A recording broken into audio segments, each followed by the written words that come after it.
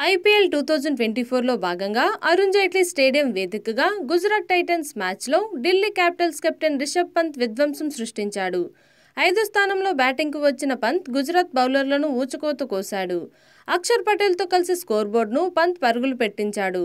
ఆఖరు ఓవర్ వేసిన మెహూద్ శర్మకు అయితే పంత్ చుక్కలు చూపించాడు. ఢిల్లీ ఇన్నింగ్స్ 20 ఓవర్లలో పంత్ 4 సిక్స్లు, 1 4తో 31 పరుగులు రాబట్టాడు. ఓవరాల్గా ఈ మ్యాచ్లో కేవలం 43 బంతులు ఎదుర్కొన్న రిషబ్ 5 ఫోర్లు, 8 సిక్సర్లతో 88 పరుగులు చేశాడు.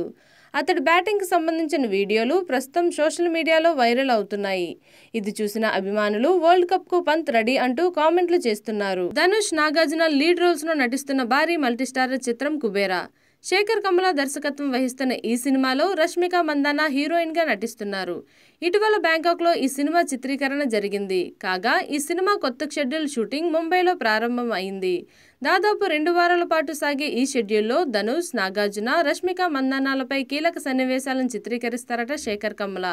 సోనాలి నారంగ్ సమర్పణలో సునీల్ నారంగ్, పుష్కర్ రామ్మోహన్ రావు నిర్మిస్తున్న కుబేరా సినిమాకు దేవిశ్రీ ప్రసాద్ సంగీతం అందిస్తున్నారు. ఐపీఎల్ 2024లో ఏప్రిల్ 15న చిన్నస్వామి స్టేడియంలో రాయల్ ఛాలెంజర్స్ బెంగళూరుతో మ్యాచ్లో సన్ రైజర్స్ హైదరాబాద్ సాధించిన స్కోర్ 287. ఓపెనర్ ట్రావెల్స్ హెడ్ 102 పరుగులతో చెలరేగగా మరో opener Abhishek Sharma 34, Heinrich classes 67 పరుగులు రాబట్టారు. ఇక 4వ స్థానంలో వచ్చిన మార్క్రమ్ 32, 5వ నెంబర్లో బ్యాటింగ్ చేసిన అబ్దుల్ సమద్ 37 పరుగులతో ఆఖరి వరకు అజేయంగా నిలిచారు.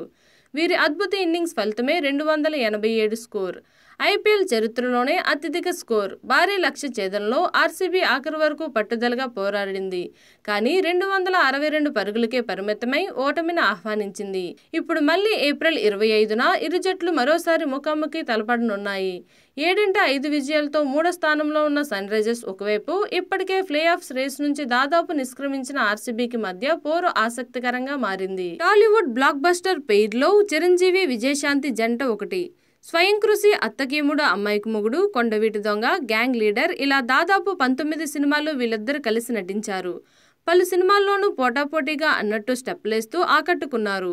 వీరిద్దరు కాంబోలో వచ్చిన చివరి చిత్రం మెకానిక్ అల్లుడు. ఇది బాక్సాఫీస్ వద్ద ఆశించిన స్థాయిలో ఆకట్టుకోలేదు. ఆ తర్వాత హిట్ పేరుకి మళ్లీ కలిసే అవకాశం రాలేదు. ఇద్దరు రాజకీయాల్లో బిజీ కావడంతో ఇండస్ట్రీకే గ్యాప్ ఇచ్చారు. చాలా ఏళ్ల వరకు వీరిద్దరి మధ్య మాటలు కూడా లేవు. ఇద్దరు పార్టీలు వేరువేరు కావడంతో అభిప్రాయ భేదాలు ఏర్పడి ఒకరినొకరు కలుసుకునేవారు కాదు. కానీ Sarileru Neekevvaru cinema pre release ఈవెంట్లో మాత్రం ఇద్దరు ఆప్యాయంగా పలకరించుకున్నారు. స్టేజ్ పై పాత జ్ఞాపకాలను గుర్తు చేసుకున్నారు. ఆ తర్వాత మళ్లీ వీరిద్దరు కలుసుకున్న దాఖలాలు లేవు. ఇదిలా ఉంటే తాజాగా వీరిద్దరిపై ఓ క్రేజీ రూమర్ నెట్టింట చక్కర్లు కొడుతుంది. చిరంజీవి నటిస్తున్న తాజా చిత్రం విశ్వంబర్లో విజయశాంతి కీలక పాత్ర పోషించబోతుందని ఆ వార్త సారాంశం. కాయ కష్టం చేసుకుని బతుకును భారంగా ఈడ్చే వ్యక్తినే కూలీ అంటారు. అంతేకాకుండా డబ్బు కోసం ఎలాంటి పని చేసేవారినైనా కూలీనే అంటారు. వీటిలో నటుడు రజనీకాంత్ ఏ కోవకు చెందుతారో తెలియదు గానీ ఇప్పుడు కూలీ పేరు మాత్రం నలుమూలలా మారుమ్రోగుతుంది. సినీ పరిశ్రమలో కూలీ టైటిల్ సక్సెస్ కు అడ్రస్ అనుకుంటా. హిందీలో అమితాబ్ బచ్చన్ ఇదే పేరుతో చిత్రం చేసి సక్సెస్ అయ్యారు. ఇక తెలుగులో వెంకటేష్ నటించిన కూలీ నెంబర్ 1 చిత్రం కూడా సూపర్ హిట్ అయింది. అలాగే తమిళంలోనూ నటుడు శరత్ కుమార్ కూలీ పేరుతో చిత్రం చేశారు. తాజాగా ఇదే టైటిల్ తో సూపర్ స్టార్ రంగప్రవేశం చేస్తున్నారు. ఇందులో చాలా కాలం తర్వాత నటి శోభన, రజనీకాంత్ సరసన నటించబోతున్నారని, మరో ముఖ్య పాత్రలో క్రేజీ నటి శృతి హాసన్, బాలీవుడ్ స్టార్ నటుడు రణ్వీర్ సింగ్ నటించనున్నారని ప్రచారం జరుగుతుంది. రాష్ట్రంలో లోక్సభ, అసెంబ్లీ స్థానాలకు నామినేషన్ల ప్రక్రియ గురువారంతో ముగియనుంది. ఎన్నికల్లో పోటీకి యువత ఎక్కువగా మొగ్గు చూపుతుండటంతో ఈసారి నామినేషన్లు భారీగా దాఖలవుతున్నాయి. ఒక రోజు గడువు ఉండగానే బుధవారం వరకు అసెంబ్లీకి 3644, లోక్సభకు 654 నామినేషన్లు దాఖలయ్యాయి. బుధవారం ఒక్కరోజే అసెంబ్లీకి 1294, లోక్సభకు 237 సెట్ల నామినేషన్లు దాఖలయ్యాయి. లోక్సభకు బుధవారం నామినేషన్లు వేసిన వారిలో బీజేపీ తరపున పురంధేశ్వరి, జనసేన తరపున వల్లభనేని బాలశౌరి, ఉదయ్ శ్రీనివాస్ తదితరులున్నారు.